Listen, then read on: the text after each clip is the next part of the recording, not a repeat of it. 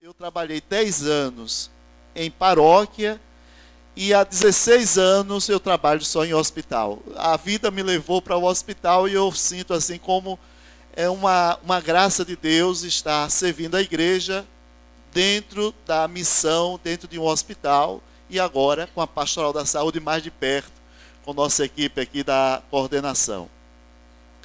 Por que eu estou dizendo isso? Porque, na verdade, quando eu chego no hospital, parece que eu estou iniciando a minha vida sacerdotal hoje, né? Para mim é sempre uma coisa nova. A gente pode passar muitos anos, está sempre começando. E quando eu vim para o Rio de Janeiro estudar e acabei ficando,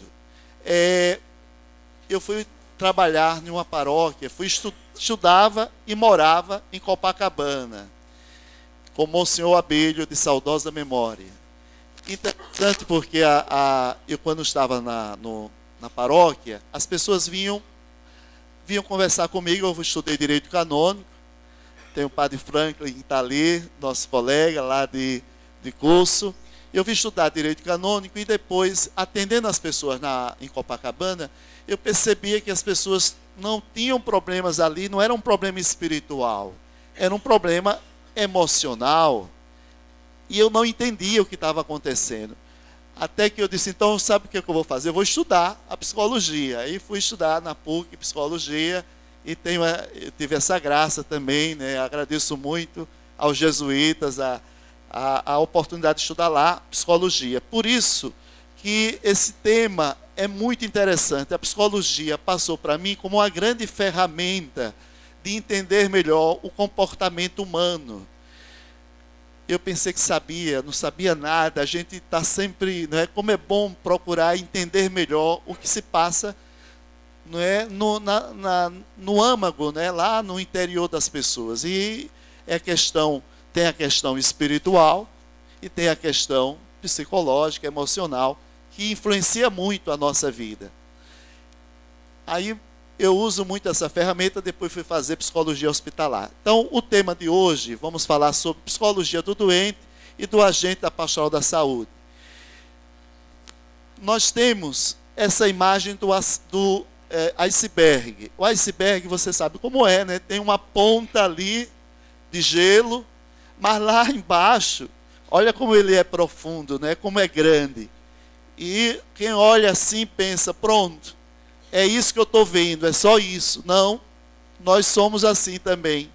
Temos uma parte que nós conseguimos ter consciência e muitas coisas estão no nosso inconsciente, que está lá embaixo e que a gente nem sabe direito.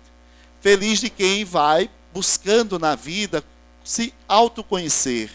Essa busca é intensa, é sempre. Estamos sempre procurando nos conhecer melhor. E quem se conhece melhor, também serve melhor. Né? Trabalha também muita coisa dentro de nós, e é fruto da graça de Deus, claro, sempre a graça de Deus, mas também do esforço e da busca nossa também de saber como é, por que eu estou reagindo assim? Por que essa reação desproporcionada? Se você vê alguém sorrindo demais, não está bom. Se você vê alguém chorando demais, também, você já viu, nós encontramos isso facilmente no dia a dia. As pessoas têm reações desproporcionadas. Por quê? Porque tem questões não bem resolvidas dentro delas. E elas expressam isso e às vezes não percebem. Nós todos temos necessidade de uma busca de maior conhecimento do nosso eu, não é? Do que está lá no nosso inconsciente. E assim nós temos tantas, a Cleia falou no instante, que muitas vezes nós no trabalho, nós vamos percebendo tantas coisas que nós não víamos. Eu estou lembrando aqui só um fato, que não é nem de cunho emocional, é questão social. Eu, depois de muito tempo trabalhando no hospital particular, a gente nem lembra que, depois a gente vai acordar para ver melhor, que tem questões econômicas muito sérias, porque por mais que você tenha dinheiro, quando chega o momento da doença, entra numa crise, não é? A pessoa às vezes deixa de trabalhar, as pessoas que são aposentadas têm que gastar muito dinheiro com a farmácia. E quando eu estou vendo essa imagem, é porque muitas vezes a gente vê a situação, só a situação aparente, e o fato de eu um dia perguntar para uma pessoa, e eu disse assim, né, depois de muitas visitas, eu disse, e a situação econômica, como é que está? Padre, esse é o problema. Aí eu depois de muito tempo, eu fui descobrir isso, eu digo, olha, como às vezes a gente não sabe o que está por trás, né, o que realmente às vezes está interferindo naquela parte ali emocional. Quantas vezes eu já cheguei em uma visita em que tinha um conflito familiar dentro do próprio quarto. Aí eu disse, meu Deus do céu, como é que eu posso ajudar essa situação? Porque na hora da confusão é melhor você esperar para depois tentar ajudar, né? Para que o doente já está doente. E levar problema para o doente é um negócio complicadíssimo, né? Então, infelizmente, nós temos essas realidades. Nós temos que ser também como o bom pastor cuidando da ovelhinha. Essa imagem do bom pastor é a imagem que todos nós devemos ser, não só os ministros da igreja, não só nós consagrados, mas todas as pessoas, todos nós devemos ter essa atitude do bom pastor.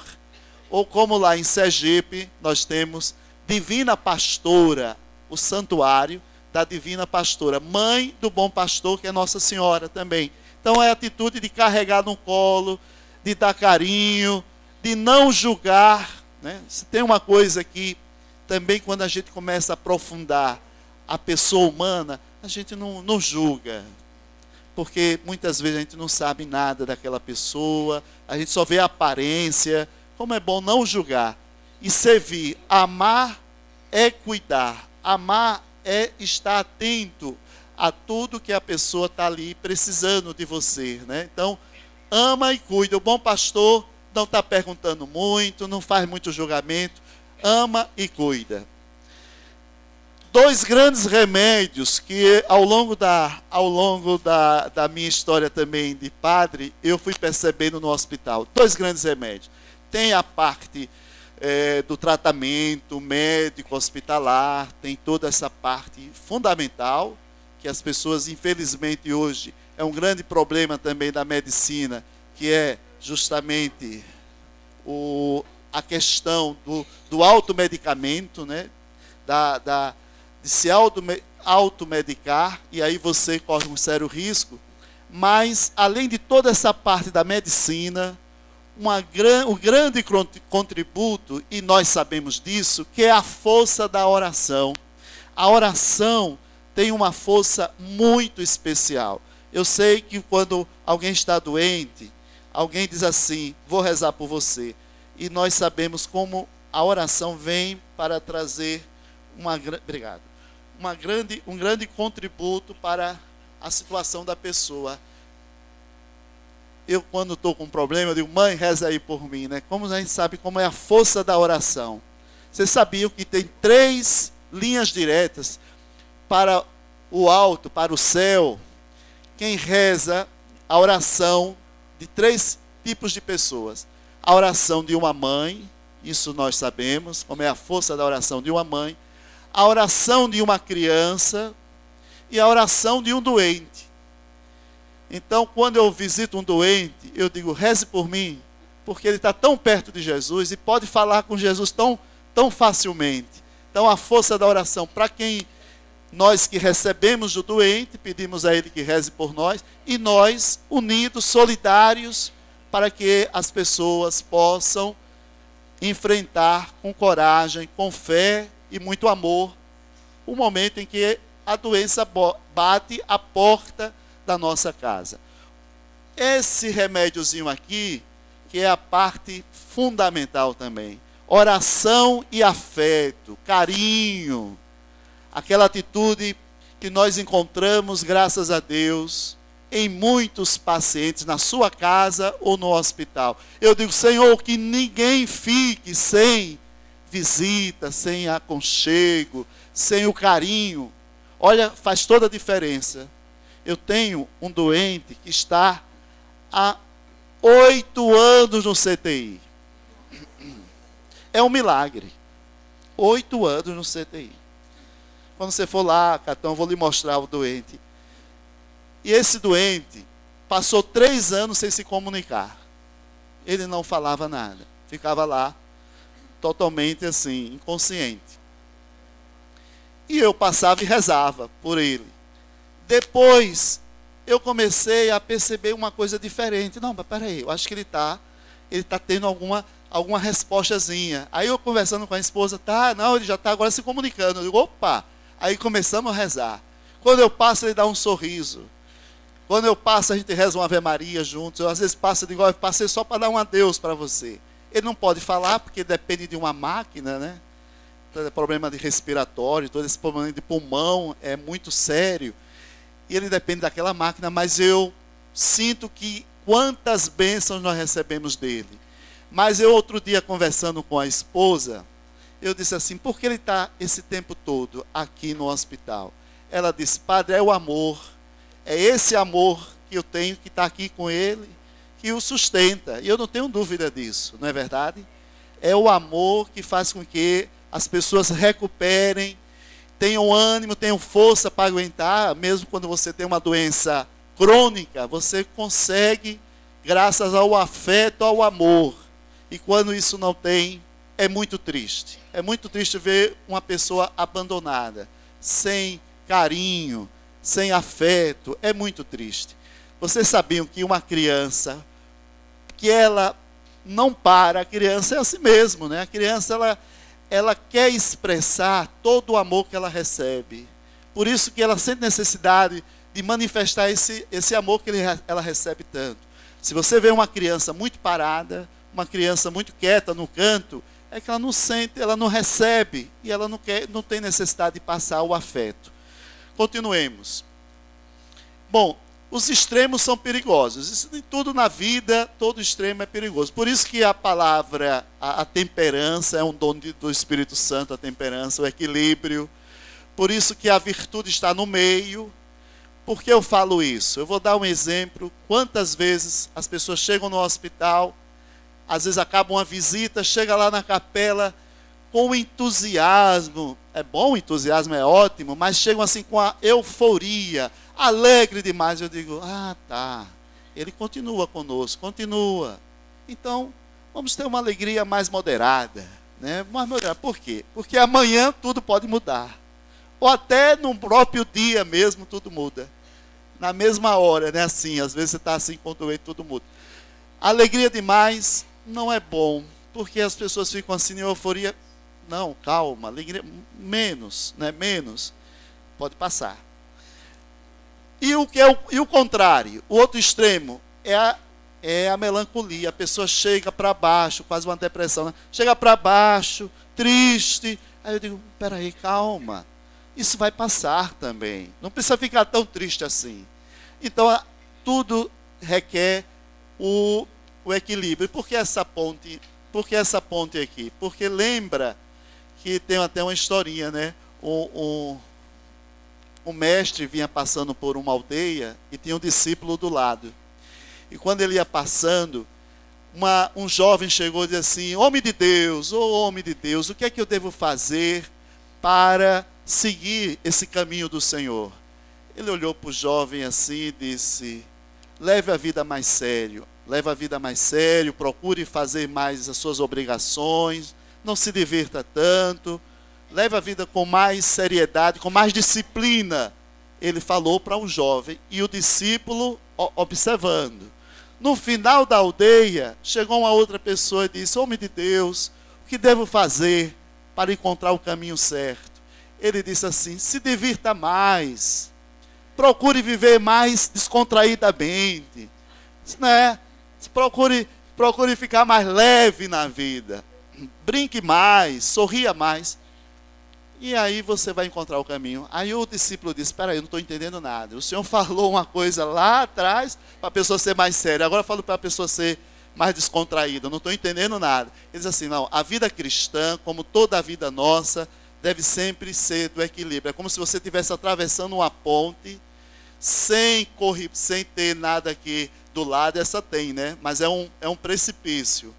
Você está passando uma ponte. Quem vai muito para o lado direito, Aí ele diz assim, não, cuidado, você vai cair, venha para o centro, você está indo muito para um lado, venha para o centro. Quem está do outro lado, pode cair do outro lado, quem está muito, né? Então, do lado esquerdo, o equilíbrio é fundamental. Dois grandes fantasmas que nos cercam, viu? Isso aqui, todos nós temos esses fantasmas aqui que podem ser, eles são perigosos. A depressão, são os males do século, né? A depressão e depois a ansiedade que eu vou falar. Bom, eu não tenho o objetivo aqui de falar sobre esse assunto, né? É só en passant, é só uma mensagem que serve também para nossas vidas. Porque quando a gente está falando sobre a psicologia, nós estamos falando da psicologia do doente e para nós também. Isso serve muito para o agente de pastoral, serve muito para o profissional da saúde. Se é uma preocupação nossa também que trabalhamos no hospital, é cuidar de quem cuida. Né? Aqui está o padre Renato Prado, que é o capelão lá de São Vicente de Paulo Hospital, e é camiliano.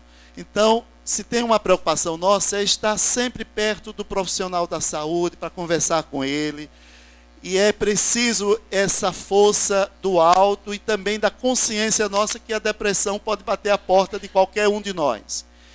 A imagem desse boneco já mostra, né? Alguém, quando você vê alguém bem encurvado, alguém que está assim para baixo, né? A atitude de quem está para baixo, até o corpo fala. O corpo está dizendo que aquela pessoa está com um peso muito grande, que não sabe como lidar com isso. E que é uma doença muito séria. Prestemos muita atenção a quem está com depressão. Isso é atitude muito, muito ampla. Sabe por quê? Porque há também um índice de suicídio. Quem deixa se levar a depressão pode levar ao suicídio. E a pior coisa que eu falo isso porque tenho uma experiência na família, é quando você não percebe que a pessoa está deprimida.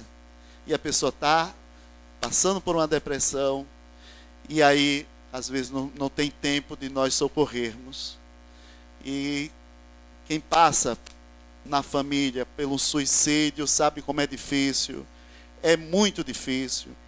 Então, eu aprendi também, todos os domingos, na missa que eu rezo à noite, no domingo, rezo por quem está com depressão. Aí já é o coração do padre, né? Porque eu digo assim, vamos rezar agora, para quem está triste, não é só uma tristeza, é uma tristeza muito mais ampla, é um desalento, não é? Muito bem. E a oração para essa pessoa, para que, somente domingo à noite, né? Domingo à noite dá um deprê, não é? Aí a gente tem que rezar para que as pessoas, né, possam se reanimar. Senhor, traga luz para os corações, traga alegria, esperança, não é não? É por aí. E a força da oração para quem está deprimido. É claro que aí nós temos várias situações, vários fatores que levam a isso. Nós vivemos com tantos problemas, né, as pessoas vivem com um peso tão grande, aí vai e depois ao desânimo. Sabe qual é a diferença básica? É o seguinte. Você, numa segunda-feira de manhã, você tem preguiça de sair da cama. Isso é super normal. É super normal. Todos nós temos segunda-feira de manhã preguiça de sair da cama. O deprimido não quer sair. É diferente. Ele não quer sair. Quando você vê alguém que está muito parado, não se cuida, né, tá jogado, essa pessoa está em um processo de depressão. E volta, né? Quem já teve um evento depressivo, tem também a tendência de voltar. Por isso que nós devemos ter muita atenção, muito carinho, e pedir às pessoas que estão em volta para que possa cercar a pessoa. Sabe que a melhor ajuda para a pessoa deprimida é não falar muito, é ficar em silêncio ao lado dela. Né? Muitas vezes você pensa que falando vai resolver. Isso, fica ao lado, não diga nada. A pessoa precisa às vezes de silêncio. Está tudo escuro, eu chego no quarto, está tudo escuro, eu digo, não acenda a luz não acenda a luz. Eu vou conversar com essa pessoa E aí eu sinto que ela está num processo depressivo dentro do hospital, porque ficar muito tempo no hospital é o que a gente chama na psicologia, que é síndrome do confinamento. Seja na casa, seja no hospital, você ficar muito tempo parado em um lugar, pode até um hotel de 5 estrelas, já viu? Você está em um quarto de hotel de 5 estrelas, você ficar muito tempo ali sem sair, não aguenta, fica horrível. Imagine quem fica, não é, em uma situação de uma cama. E aí nós temos que ter essa compreensão, que está tudo escuro, é para que você também compreenda a pessoa e tente ajudá-la. Aos pouquinhos, a luz vai chegando, aos pouquinhos, mas tem que ter paciência. Essa palavra paciência é a arte de saber esperar, paciência para tudo. Como dizia Santa Teresa, como é que Santa Teresa dizia? A paciência tudo alcança. Vamos dizer todos juntos? A paciência tudo alcança. É impressionante, isso é muito importante. Santo Antônio, na folhinha do coração de Jesus essa semana, está dizendo assim: a paciência é o baluarte da alma, a fortalece e a defende de todas as perturbações. Santo Antônio. Bonito isso, né? Santo Antônio, é bom demais. Então, é preciso ter paciência para com o irmãozinho depressivo e você, cuidado para você não ficar também, né? Tome cuidado. Outro fantasma, a ansiedade. Isso, quem é que não é ansioso no mundo que nós vivemos, né? Todos nós temos um pouquinho de ansiedade. Então, é preciso controlar essa ansiedade. Eu não tenho receita, não. Não tenho receita, mas, por exemplo, uma coisa que me ajuda. Eu sempre digo assim, nada é perfeito. Eu não sou perfeito. A pastoral da saúde não é perfeita. A igreja também não é perfeita, porque é humana. Tudo tem o limite humano. Aí quando você diz assim, eu era seminarista, não gostava daquela túnica, essa túnica não está boa, não estou gostando. Aí o bispo olhou de lá e disse assim, nada é perfeito, Celso. Aí eu digo, é mesmo, nada é perfeito. Aí me conformei e vamos para frente. Aí a ansiedade, tem até os fatores. Vamos ver aqui alguma coisa, eu vou ter que falar rápido, né? Por exemplo, transtorno de ansiedade é uma coisa muito mais ampla. Não é só uma ansiedade que todos nós temos. Mas aí a pessoa impede a pessoa de fazer as coisas. Sabe qual é a diferença de uma doença? É quando você não consegue fazer mais porque aquilo ali está impedindo. Passa a ser um transtorno na vida da pessoa. Então, o transtorno da ansiedade é preocupações, tensões e medos exagerados. Aqui está o segredo, né? Porque todo mundo tem preocupação, mas de maneira exagerada. A pessoa não consegue relaxar, fica tensa, muito tensa, é difícil. Sensação contínua de que um desastre ou algo muito ruim vai acontecer. Aí fica com aquele pensamento, é horrível. Deixa a pessoa muito cansada, né, por isso. Preocupações exageradas com saúde, dinheiro, família, o trabalho. É aquela coisa importante dizer. Você deve se ocupar, não deve se preocupar. Por quê? A preocupação não resolve. Você deve fazer a sua parte. Mas, se alguém ficar preocupado, vai resolver o problema? Não vai. Continuando. O medo também, o medo extremo de algum objeto ou situação em particular. Às vezes nós vamos criando medo Claro que aí passa até vira até pavor, né? A pessoa tem pânico das coisas. Claro que todos nós temos nossos medos. Só tem dois tipos de pessoas, né? Tem 2 tipos de pessoas, sabiam? A pessoa insegura e a que mente. Só 2 tipos de pessoas, a insegura e aquela que mente. Todos nós temos insegurança, todos nós. Por isso que a fé nos dá uma força especial. Medo exagerado de ser humilhado publicamente, esse medo nós todos temos, viu? De passar vergonha, de levar uma queda, todo mundo olhar para a gente, né? Eu fico morto de vergonha, levar um tombo, né? Todo mundo tem. Falta de controle sobre pensamentos, imagens, ou atitudes que se repetem independentemente da vontade, né? Então, a gente perde o controle dos pensamentos. É horrível isso. Aí vão criando outros problemas sérios. Pavor depois de uma situação muito difícil, os traumas, mas todo mundo passa e é importante passar por eles. O ruim é quando fica, aí você não se libertou daquilo. Por exemplo, eu não gostava de andar no calçadão lá de Aracaju. Todo mundo olhava para mim. É impressão. Quando a gente é adolescente, né, tem muita coisa que a gente vai criando. Aí eu digo assim, não gosto. Aí fugia. A gente foge, né? Aí quando você começa a fugir, aí que está o problema. É andar de elevador, tem tantos problemas que nós vamos fugindo, né? E o problema aumenta. Aí um belo dia eu disse assim, vou passar.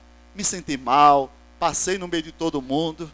Depois fui passando, perdi a vergonha, pronto. Aí passou o problema. Mas se eu deixasse, ele ia tomar conta de mim. É a mesma coisa de quem, como eu criei um cachorro, né? E um cachorro me estranhou. Aí eu telefonei para a veterinária, disse assim, você coloca aí um antisséptico, onde o cachorro arranhou, ele não mordeu, mas me arranhou. E ele me estranhou, né? Aí ela disse assim, agora você faz o seguinte, vai lá embaixo e vai dizer que quem manda nele é você. Aí eu obedeci, né? Com medo eu chego assim, quem manda aqui sou eu. Aí ele baixou a cabeça, aí eu digo, bom, agora sou eu que mando.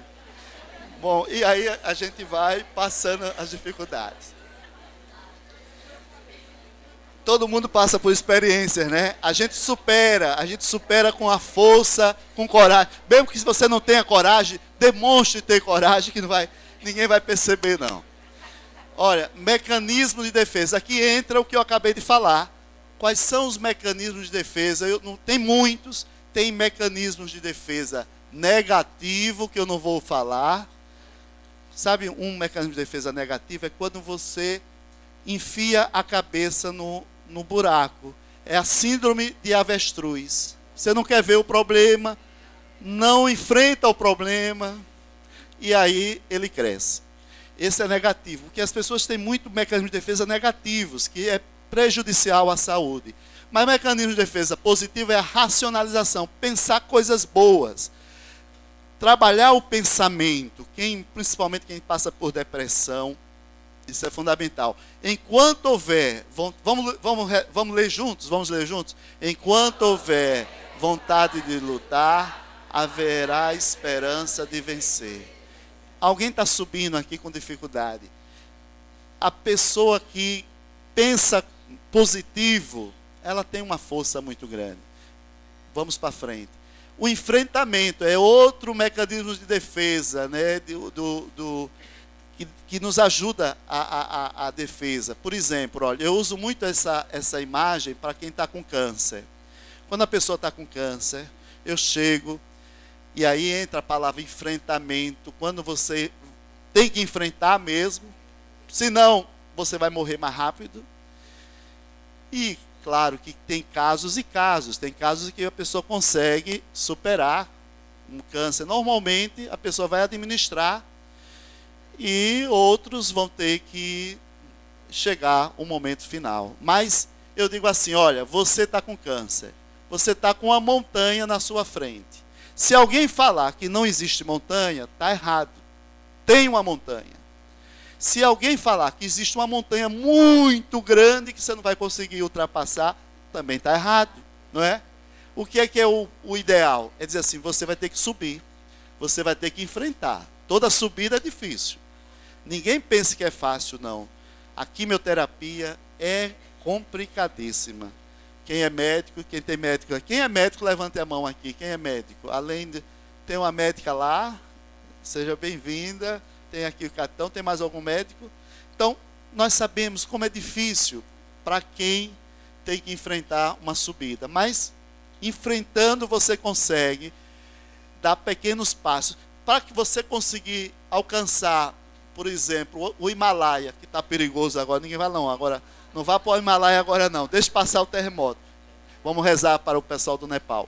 Mas, assim, quem faz quem escala, quem faz isso aqui, tem que primeiro parar.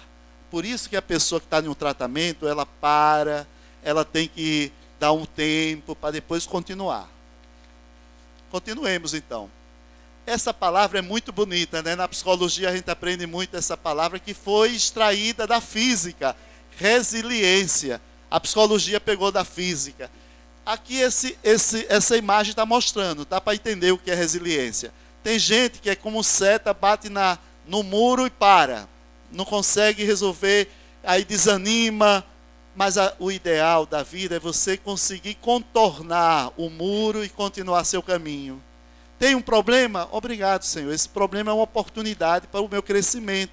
Você ter jogo de cintura, você ter resiliência. Quem trabalha em hospital tem que ter muito. Quem trabalha com doente tem que ter muita resiliência.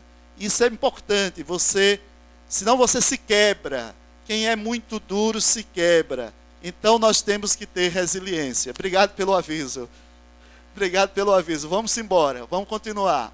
Olha que frase bonita aqui do nosso Gandhi. Gandhi era um cara com muita resiliência, não é não? Gandhi conquistou com aquele jeitinho brasileiro, ele conquistou lá na Índia. Primeiro, ignoram-te. Depois, rinde-te. Depois, atacam-te. E no fim, tu vences. Que maravilha, né? Então, pode tirar foto aí, que merece mesmo uma foto isso aqui. Primeiro, as pessoas vão ignorar, depois vão rir de você. Ah, você vai fazer parte da pastoral da saúde. Você é da pastoral da saúde? Aí ficam rindo. E o que é que você está ganhando com isso? Você vai ganhar quanto? As pessoas perguntam logo quanto você vai ganhar. Vai ganhar muito. E depois você vai vencer. A autoestima, olha o gatinho vendo um leão. A imagem já fala por si mesma, não precisa nem explicar, né? A autoestima ajuda muito em tudo. Você gostar de você. Você olha para o espelho, está horroroso. Eu tenho até susto comigo mesmo. Eu olho assim de manhã cedo e digo, eita, não quero nem olhar. Depois você para, aí você diz assim, mas você está bem, cara, está bem, não dá para levar, tranquilo, lava esse rosto aí que vai melhorar, vai melhorar. Aí você se ajeita, a autoestima é muito importante. Não é vaidade, existe uma santa vaidade, né? Dizia o Dom Avelar, existe uma santa vaidade, mas é bom a gente se cuidar, viu? Não é, a vaidade é horrível. Não, vaidade não, mas autoestima sim. Continuemos, Guilherme. Isso aqui ajuda para tudo na vida, a entrega. Nós que acreditamos nele, no Senhor, nos entregamos nele, nas mãos, no sacrário, né? Quantas vezes vocês e eu nos jogamos, temos solução para o problema? Não, mas Senhor, está nas tuas mãos. A pastoral da saúde é difícil, mas não sou eu que tenho que resolver tudo. É o Senhor, então está nas tuas mãos. O Catão jogou para cá a bola, e eu estou com a bola agora, com a batata quente nas mãos, mas não sou eu que tenho que resolver tudo, é Ele. Nós vamos tentar ajudá-lo, claro, você tem que fazer a sua parte, mas é Deus. Joga o problema para Ele, que Ele cuida. Vamos para frente. Aqui teria muita coisa para eu falar, vou falar de maneira resumida. A doutora Elizabeth Rossi, ela, nos Estados Unidos, ela fez um trabalho, que é um livro, sobre as fases da doença. Então, essas são coisas assim muito interessantes. Por exemplo, ela fez uma pesquisa com quem tem notícia de câncer, né? Principalmente uma notícia de câncer, abala muita pessoa. E os familiares, porque quando a pessoa fica doente, a família fica doente também. Sabiam disso, né? Claro. E é preciso muita paciência para com tudo. Paciência para com o doente, paciência para com os que cuidam do doente. Quem cuida, olha, a família, eu rezo muito pela família, porque precisa ter muita paciência. Primeira coisa, quando você sabe de uma notícia, existe uma negação. Antes de falar de cada uma, um médico amigo disse assim, padre, só que as fases todas estão acontecendo ao mesmo tempo, me deixa muito cansado, porque tudo acontece ao mesmo tempo. Essas fases a pessoa passa muito rápido ou demorar em cada uma delas. Cada pessoa vai enfrentar, às vezes nem passa, pula uma fase, né? Mas normalmente é assim. A pessoa, quando sabe que está com câncer, o exame foi errado. Vamos procurar outro médico. Procura outro médico, faz outro exame, aí chega à conclusão. Chega à conclusão. Chega à conclusão. Precisa ir num especialista, precisa ir em um especialista de câncer, um oncologista. E eu fui, aí meu irmão disse assim, eu tenho um irmão que foi para o céu, aí ele disse, eu agora tenho que ir no oncologista. Ele não entendia bem as coisas, e ele passou a vida toda negando o câncer, e aí abreviou a vida dele, mas cada pessoa tem sua constituição, né? E aí eu fui com ele, coincidência que eu estava em Aracaju, fui com ele no oncologista, e aí já sabia, ele não estava entendendo direito. Ou a pessoa faz de que não está querendo entender, também tem isso, viu? A pessoa diz assim, eu não estou entendendo, mas ela no fundo sabe, mas não quer encarar. Bom, então é a negação, é horrível, olha, a gente tem que trabalhar muito para que as pessoas se libertem disso, não fiquem na negação. É uma ajuda muito importante nossa, de tentar dizer assim, olha, vamos ver, vamos tomar esse remédio, vamos lá, vamos no médico. Depois que a pessoa sabe que está com câncer, vem uma raiva, e é raiva de tudo, raiva de tudo. Quantas vezes você vai visitar uma pessoa, e a pessoa está com raiva, e você fica pensando que é com você. Outro dia, uma pessoa ficou em crise, era uma ministra da comunhão, e a pessoa recebeu a comunhão e xingou ela. Depois, aí ela ficou num drama, eu disse, não, ela está falando do problema dela, ela está transferindo para você o problema dela, não leve para você. Então, nós que trabalhamos com os doentes, às vezes o doente está com raiva, porque está cansado, porque chega muita visita lá no hospital, o problema é esse, é muita visita, é muita gente chegando, é muito profissional, e a pessoa fica cansada. Depois, uma vez eu fui visitar uma senhora, ela chegou para mim e disse assim, eu não gosto de padre, não acredito em Deus, e o que é que o senhor está fazendo na minha frente? Aí eu respirei fundo, eu digo, e agora? O que é que eu faço? Né? Procurei chão, olhei assim, o que é que eu vou dizer? E agora? Aí eu disse assim, minha senhora, a senhora tem um coração bonito, não tem? Claro que eu tenho, padre, tenho um coração bonito, isso é que importa. A minha visita é para o seu coração bonito. E eu vou agora deixá-la. Saúde, nem disse assim, fique com Deus, não pude nem falar isso, né, que ela não acreditava. Ela estava com raiva. A negociação, você sabe que aqui entra o que a gente chama também de barganha. Você faz promessa. Quando você a pessoa estiver com raiva, a gente não demora não demore. Faça a visita mais rápida, tal, depois volta. A raiva vai passar. Passa. Tomara que passe, mas passa. A negociação é a pessoa faz promessa. Aí eu preciso me agarrar em quê? Para eu ficar livre desse problema, a pessoa faz negociação com Deus, faz promessa. Aí a gente tem que também saber como canalizar isso, para que não seja uma coisa de exagero. Padre, se eu sair daqui, eu vou fazer uma imagem bem grande de Nossa Senhora Aparecida. Era um ator que estava lá no hospital, parecendo com aquele que é da Tupi, que sai por aí com uma imagem bem grande, né? Se eu vou sair fazer uma imagem bem grande, eu vou daqui a pé para Aparecida. Aí eu digo, tá, mas espera aí, calma, não vá fazendo promessa logo assim não, calma. Mas a gente tenta ajudar, Depois vem uma fase de depressão, que eu já falei sobre a depressão, e aqui a melhor fase, e essa a gente reza para que a pessoa chegue logo, é que a pessoa abraça a doença. Vai aguentar firme, abraça a doença. E aqui é tão bonito isso, sabe por quê? Porque você chega, o doente lhe recebe com um sorriso. E eu paro e digo, olha, a senhora está sorrindo, que beleza. A gente tem que ter esse feedback, a gente chama feedback. Valorizar cada sinal do doente. Quando você visitar um doente, perceba os sinais desse doente. Perceba todos os sinais. Por exemplo, eu nunca perguntava, está sentindo alguma dor? A pessoa está sentindo dor, é horrível, não consegue falar muito com você. Então é muito bom a gente perceber, olha, aqui tem sem dor, dor ligeira, dor moderada, dor intensa, a pessoa nem olha para você, está doendo, e aqui está chorando, pronto. Aí você tem que pedir ajuda, vamos pedir ajuda. Cadê alguém para socorrer essa pessoa que ela está com dor, né? Eu pergunto, é interessante porque aí a gente começa, primeira coisa, saber quanto tempo a pessoa está ali doente e se está sentindo alguma dor.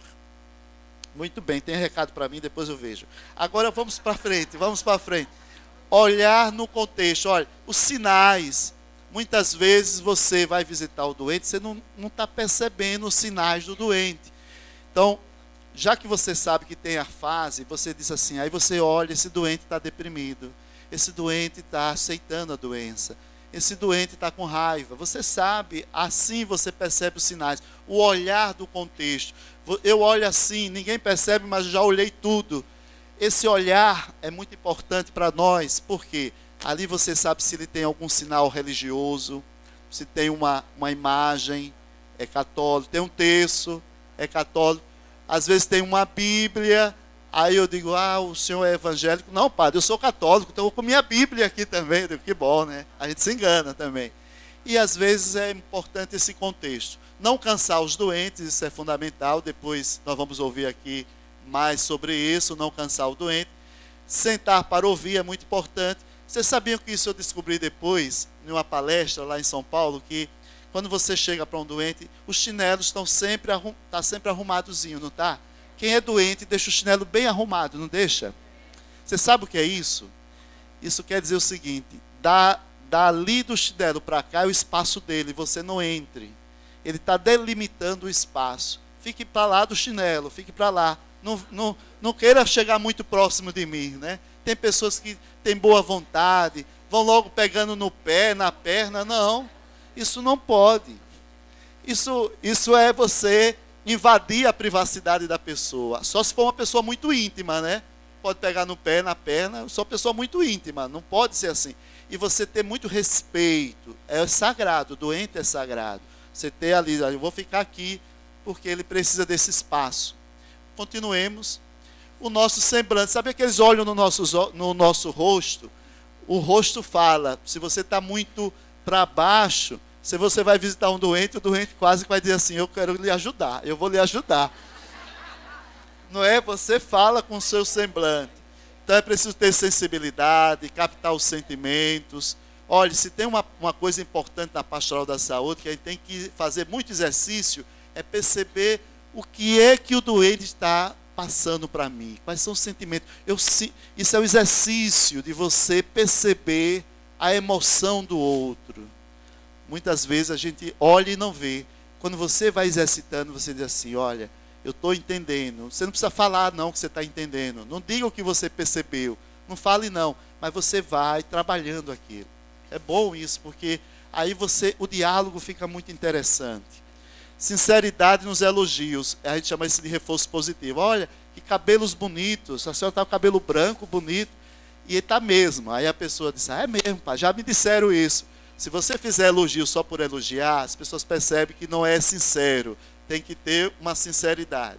E facilitadores, nós somos facilitadores. Se você está fazendo uma visita e é hora do banho, ou a pessoa precisa se alimentar, deixa a pessoa primeiro. A pessoa está doente, ela não procura o lado espiritual logo, não. Ela precisa da parte física. Então vamos ser facilitadores. Tem alguém, um profissional, você espera ou passa depois.